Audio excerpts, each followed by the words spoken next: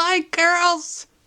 Hi, it's me, and I've got a story I want to. Mimi wants to read you. I say hi to Aurora, and I say hi to Amelia, and we're gonna have fun. Mimi, let's read.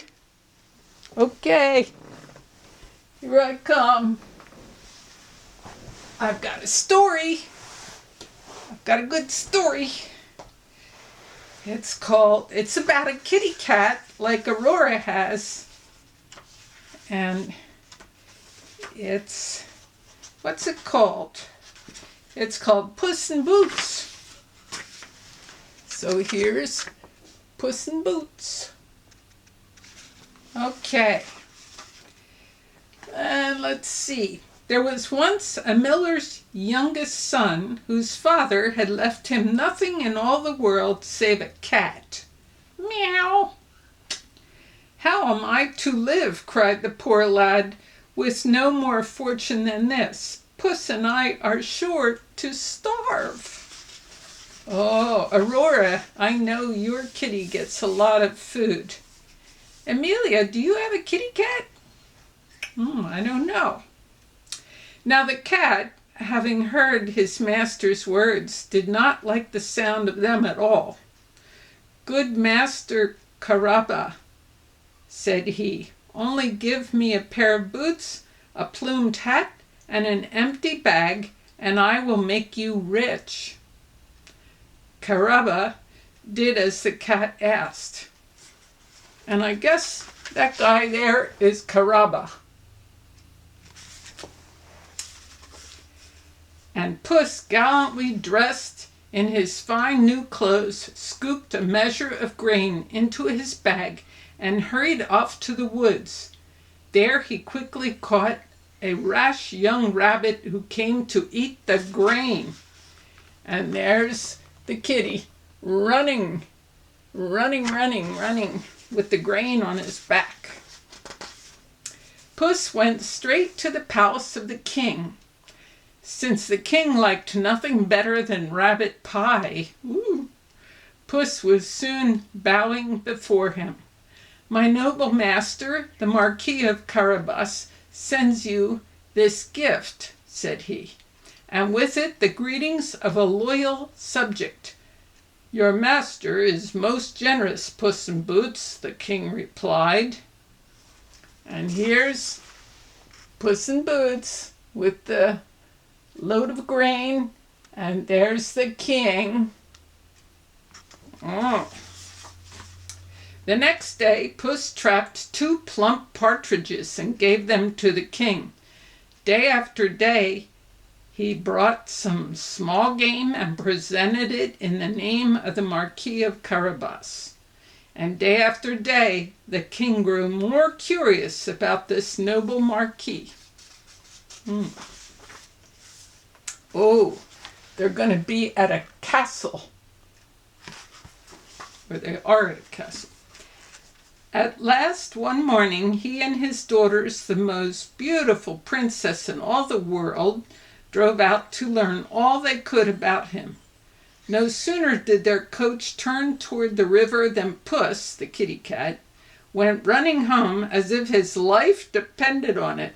Run, run. Good Master Carabba, he cried, you must bathe in the river at once. So great was his excitement that the miller's lad did so without asking why or wherefore. And there they are, in the coach, going back. And the moment he was in the water, Puss gathered up his dusty, shabby clothes and hid them under a large rock. Then, as the king's coach passed out, he ran, waving his arms and crying, help, help, my master is drowning. Oh boy. And there they are. The master is drowning. The king remembered Puss and Boots well. And there the king is in his carriage. Mm. He sent his guards running to pull the astonished Caraba out of the water. And here he is, pulling out of the water. While all this was going on, Puss told the king that some canav, I don't know that word, a guy who serves the king, had stolen all his master's fine clothing and run off with it. Oh my goodness. Bring the Marquis of Carabas the finest suit in the palace, the king said to his master of the wardrobes. So here's the wardrobe, the clothing that he got. This was soon done, and when the miller's lad had dressed in it, he was so handsome that the beautiful princess looked at him once and loved him with all her heart. Oh, yes. As for Caraba, he sat at her side, wondering at her beauty and wishing the ride might never end. And here they are, riding off. We need light. Oh, there's light. Puss, by this time, was running well ahead of the coach. All this land belongs to the Marquis of Carabas, he told the workers in the field, and any who deny it will be chopped as fine as herbs for the pot. Ooh, he's threatening. A big threat. So each time the king leaned out to ask who owned the land, the frightened workers told him, the Marquis of Carabas and no other. While the king marveled at the richness of the land, Caraba marveled at his daughter's beauty and sweetness. And Puss, well pleased with himself, went running ahead to the castle of the wicked ogre, who really owned all these fields. Ooh, somebody's telling a fib. He walked boldly through the great courtyard and the stately rooms, and at last he came upon the frightened ogre himself. Okay, so there's Puss, and there's the ogre.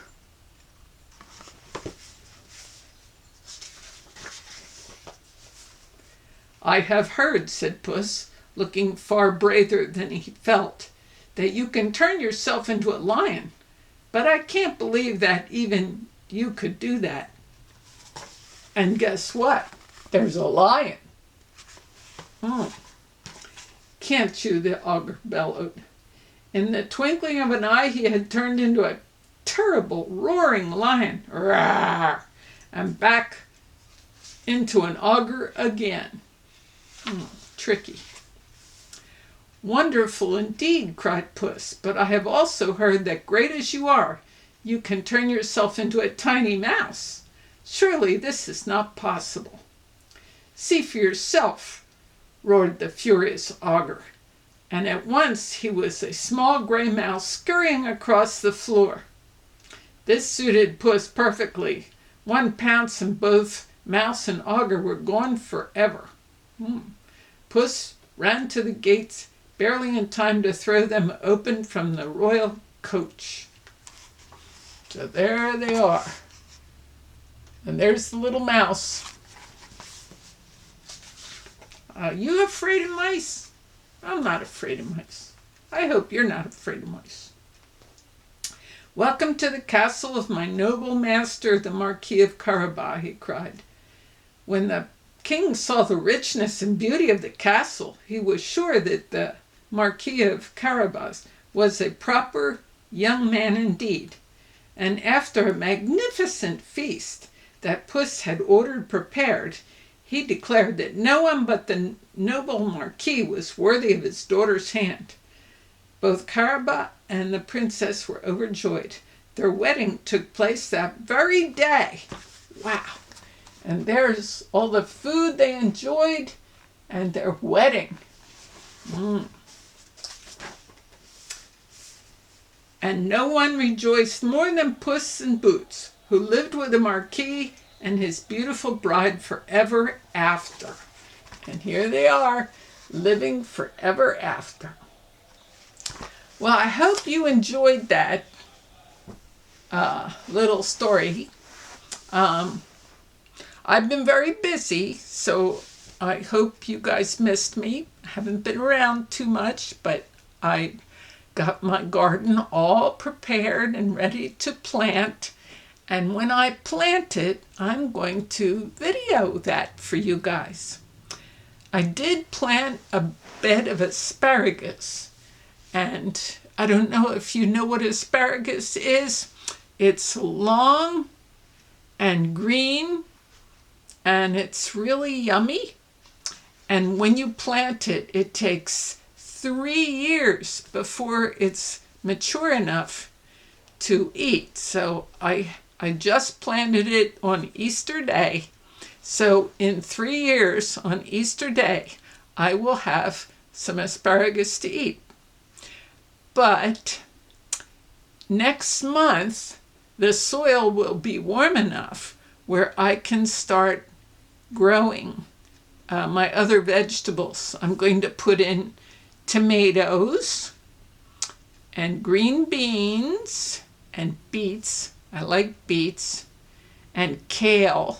Oh, and I'm going to have a big watermelon patch because last year I had 6 watermelons in my watermelon patch, and you know how much they weighed?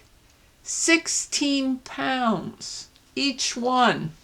Big, 16 pounds. And I ate them all, not at one time, but they were so good. And I have a fig tree. And let's see, what else am I going to plant? Eggplant. And what else? Tomato. Oh, I said tomatoes, didn't I? I have, what is the name of that?